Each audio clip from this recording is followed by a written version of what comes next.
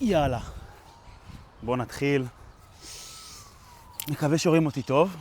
אם לא, באסה, אני עדיין לומד את זה. בואו נתחיל, חודש שני. אנחנו עכשיו בתחילת יולי.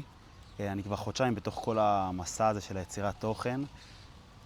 אני אוהב את זה, אבל אם נמשיך מהסיכום של חודש קודם, זה קשה, זה חתיכת קשה. הדבר הזה באמת זה לא מובן מאליו. אני פה בדיוק עכשיו בבר אילן, מי שמכיר פה את האזור. התחלתי את סמסטר קיץ שלי, סמסטר אחרון והתור בידי.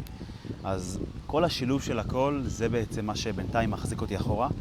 לא עמדתי ביעדים שלי של היצירת תוכן והסרטונים וכל הדברים האלה, שזה טיפה בייס אותי, אבל אני מבין שזה חלק מהדרך. כאילו כל הצילום הזה עכשיו והעריכה והדברים האלה זה דברים שהם חדשים בשבילי, ואני לומד אותם על הדרך, תוך כדי כל שאר הדברים שיש לי, אם זה התואר ועוד דברים. אז אני בסדר עם זה. באינסטגרם הגענו כבר לכמעט 200 עוקבים, טיק טוק 400 עוקבים, שאר הפלטפורמות אני לאט לאט מתקדם בהם. זה לא היעדים שלי, זה לא המטרה שלי, אבל it is what it is. אני ממשיך עדיין בכל הכוח, אני עכשיו גם בתקופת מבחנים ביחד עם הסמסטר קיץ, אז נראה איך נשלב את זה. נעשה את זה קצר ומהיר, כי בסוף אני רק בהתחלה, אבל אני שמח שאני מתעד את עצמי לאורך הדרך, לראות את כל העליות, ירידות, נפילות. מה שבאתי להגיד בעצם זה שבסיכום של חודש קודם, של חודש מאי, אני עכשיו מסכם את חודש יוני.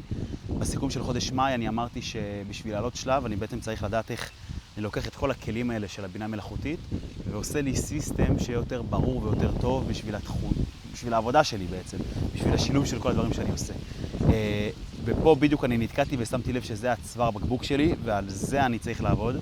זה עיקר המטרות שלי, לבנות לי מין כזה סיסטם שיעזור לי לערוך סרטונים ולהכין סרטונים ולבנות תסריטים והכל ביחד. כל השילוביות הזאת זה בעצם הבעיה שלי כרגע, כי אני ממקבל הרבה מאוד דברים, אז אני צריך לדעת גם פוקוס איפה לשים, ובמערכת הזאת אני מאמין שהיא תעשה לי את החיים הרבה יותר קלים.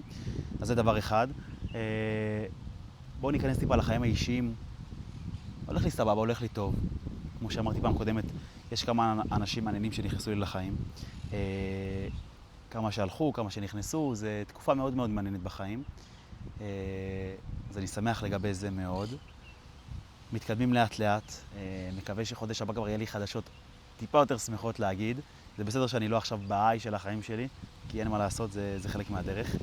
נעשה את זה קצר וקולע. חודש הבא נראה מה יהיה.